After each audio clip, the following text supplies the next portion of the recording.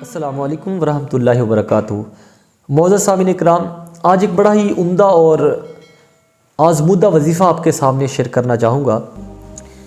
روایت میں نقل کیا جاتا ہے کہ حضرت عبداللہ بن مسعود رضی اللہ تعالیٰ عنہ جب آپ بیمار ہوئے تو حضرت عثمان غنی رضی اللہ تعالیٰ عنہ آپ کی عیادت کے لیے تشریف لائے، اور حضرت عبداللہ بن مسعود رضی اللہ تعالیٰ عنہ سے آپ نے فرمایا کہ اے عبداللہ بن مسعود، کیا آپ کی کوئی شکایت ہے؟ تو آپ نے فرمایا کہ ہاں، مجھے گناہوں کی شکایت ہے۔ پھر حضرت عثمان غنی نے فرمایا اے عبداللہ بن مسعود، کیا آپ کی کوئی خواہش ہے؟ تو حضرت عبداللہ بن مسعود رضی اللہ تعالیٰ عنہ آپ نے فرمایا کہ ہاں، مجھے اللہ رب العزت کی طرف سے رحمت کی خواہش ہے۔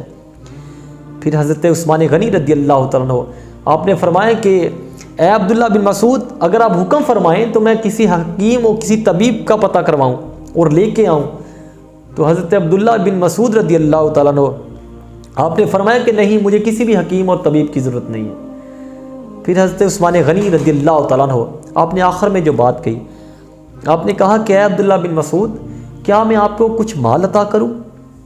تو حضرت عبداللہ بن مسعود رضی اللہ تعالیٰ عنہ آپ نے فرمایا کہ اے عثمان غنی، مجھے کسی بھی مال کی ضرورت نہیں ہے۔ تو حضرت عثمان غنی نے فرمایا کہ یہ آپ کے بعد آپ کی بیٹیوں کے کام آئے گا، ان کی ضرورت پوری کرے گا۔ تو حضرت عبداللہ بن مسعود رضی اللہ تعالیٰ عنہ آپ نے فرمایا کہ اے عثمان غنی، کیا آپ کو میری بیٹیوں کی طرف سے کسی محتاجی کا ڈر ہے، یا آپ کو میری بیٹیوں کی طرف سے ان کی کسی فاقہ کشی کا ڈر ہے؟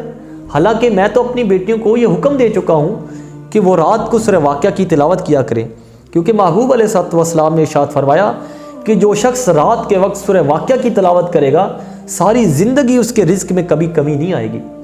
تو معزز سامعین، یہ بڑا ہی ایک باکمال اور آزمودہ وظیفہ ہے، اور صوفیہ لکھتے ہیں کہ اس کا جو وقت ہے صحیح وہ یہ ہے کہ مغرب کی نماز کے بعد اور عشاء سے پہلے کا جو درمیانی وقت ہے، اس میں جو شخص بھی سورہ واقعہ کی تلاوت کرے گا تو میرے محبوب علیہ الصلوۃ والسلام نے ارشاد فرمایا کہ ساری زندگی پھر اس کے رزق میں کمی نہیں آئے گی، ساری زندگی وہ فاقہ کشی میں وقت نہیں گزارے گا، کسی کے سامنے ہاتھ نہیں پھیلانے پڑیں گے۔